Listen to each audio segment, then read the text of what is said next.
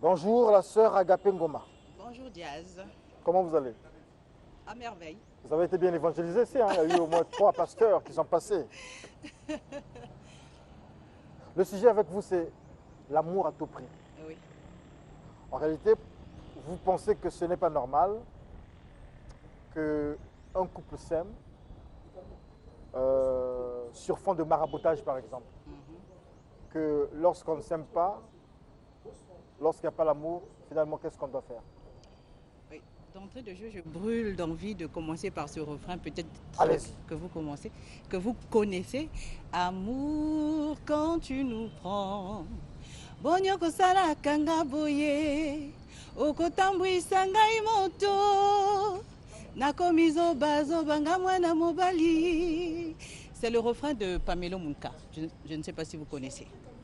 Le pasteur, Alors, vous aussi à la maison, vous chantez les chansons du monde. non, c'est pas que je chante les chansons du monde, mais c'est juste pour illustrer ce qu'on veut dire ce matin. Notre Salut thème. votre mari, hein, le pasteur, voilà, la sœur est là. Donc, on parle de l'amour à tout prix. Oui. Et 60% des cœurs dans tous les univers sont à la recherche de ce sentiment qu'on appelle amour. Donc, on veut se sentir aimé, on veut se faire aimer. Et pour atteindre cet objectif, on est prêt à user de tous les moyens, une femme abominable pour y arriver. Et j'aimerais vous faire cette historique. Donc au XVIIIe et XIXe siècle, ce phénomène n'était pas grandissant comme aujourd'hui. Donc on usait de ces pratiques, de ces techniques, de Les filtres et tout ça. de ces filtres manigances pour unir deux cœurs. Donc les familles voulaient pérenniser la noblesse, la richesse dans la famille. Et pour ce faire, ils repéraient dans l'autre famille une jeune fille belle pour leur fils. Et donc ils les mettaient ensemble tout en sachant qu'ils ne s'aimaient pas. Et alors ils provoquaient dans leur cœur, par ces pratiques, la passion amoureuse. Ils provoquaient ce sentiment amoureux. C'est une bonne chose. C'est ce que vous pensez. D'accord. Et aujourd'hui, ce phénomène est grandissant dans notre société et comme je l'ai dit, dans tous les univers. Et les femmes sont coupables de ça. Quand elles s'intéressent ou un homme les intéresse, elles usent de tromperie. J'appelle ça la tromperie, la tricherie, l'escroquerie Cours vite chez Maître Waka, chez Maître Tibus pour aller faire des gris. pour aller faire des gris-gris. L'amour doit être naturel parce que ces pratiques ne sont pas sans conséquences désastreuses malheureusement. Et je plains les hommes, surtout ces hommes qui ont une femme à la maison, une copine à Diata, une copine à Mukondo. Est-ce que vous savez ce que ces femmes-là vous donnent? Elles vous donnent des potions mélangées à leur menstru. Ah bon? Donc, oui. Reste, j'entends là. Ah, il est parti. Donc vous allez à Bakongo, Sophie vous donne du jus de bissap. Vous allez à Wenze, Marina vous donne du jus de raisin et vous buvez. Mais votre esprit est surchargé, envoûté, et au point où vous posez des actes que vous ne maîtrisez pas. Vous ne vous contrôlez plus. Vous perdez le contrôle de vous-même comme ça. Alors ce matin, j'aimerais conseiller surtout les chrétiens. Même ceux qui me suivent, hein, même si vous n'êtes pas chrétien, faites très attention. Vous êtes amoureux de quelqu'un ou quelqu'un s'intéresse à vous, cherchez à savoir qui est cette personne spirituellement parlant. Est-ce que ses motivations sont saines? Est-ce que ses motivations sont authentiques? M'aime-t-elle réellement, cette personne, ou peut-être qu'elle vient juste parce que j'ai de la galette? Parce que les hommes, les femmes plutôt sont attirées par ceci, hein, par de l'oseille. La sœur Agapé, apparemment, vous n'indexez que les femmes. Est-ce Non, que les hommes ne le font pas aussi? les hommes aussi, parce que j'ai un oncle qui m'a dit un jour, tu sais, Agapé, aucune femme ne peut me dire non. Quand je drague une femme, si elle me dit non à 17h, le lendemain, au lever du jour, elle se pointe à ma porte, elle me dit, j'ai bien réfléchi, finalement, je t'accorde une chance. Et je lui ai dit, ah bon? Dis-moi ton secret alors. Comment une personne qui t'a dit non à 17h, le lendemain vient se pointer pour dire oui, ben, j'entre dans ma chambre, je fais ce qu'il faut faire. Je suis un homme et je ne peux pas accepter qu'on me dise non. Je lui ai dit, sans mettre les gants bien sûr, que tu es un escroc.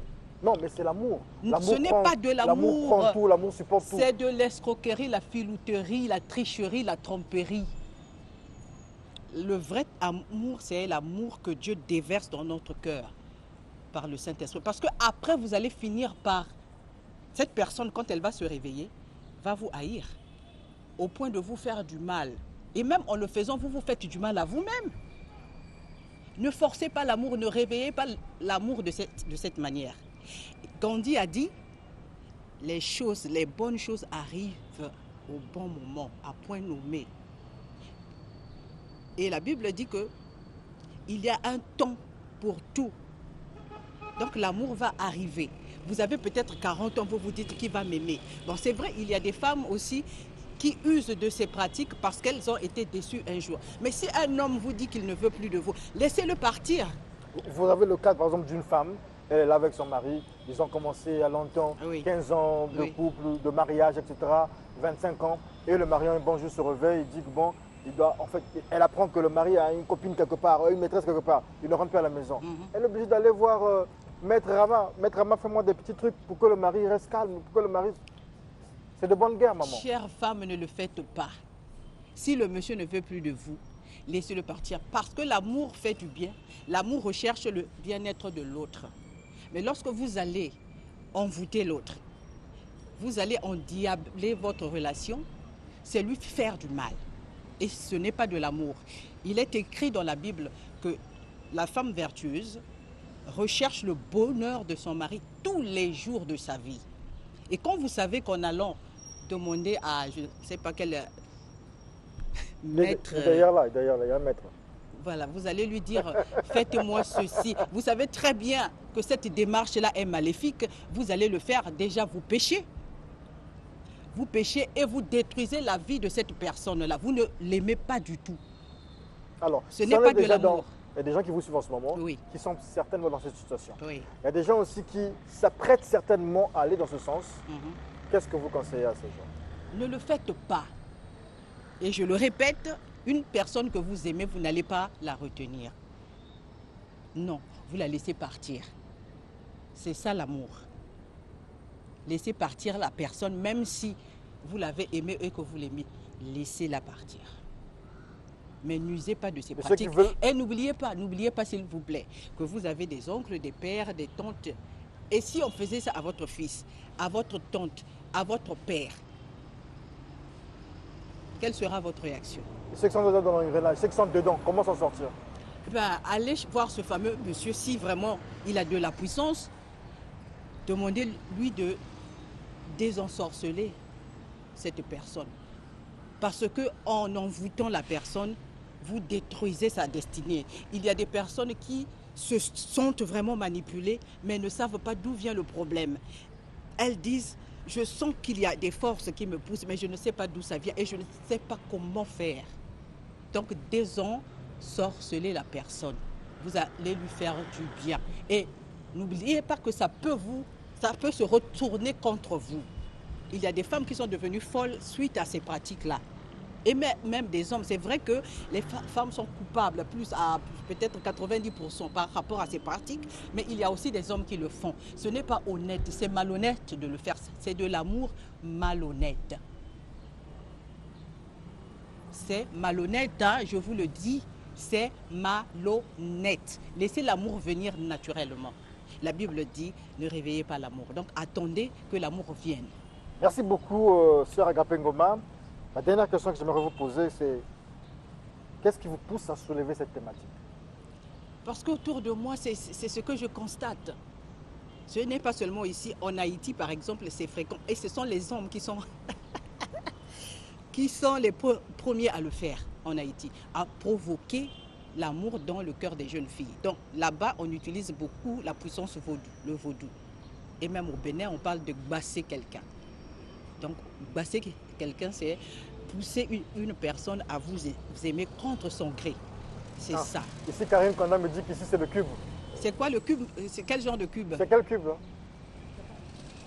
Pardon? Le cube, comment? Bon, je ne sais pas. Voilà. Donc, les hommes souffrent. Restez avec vos femmes à la maison.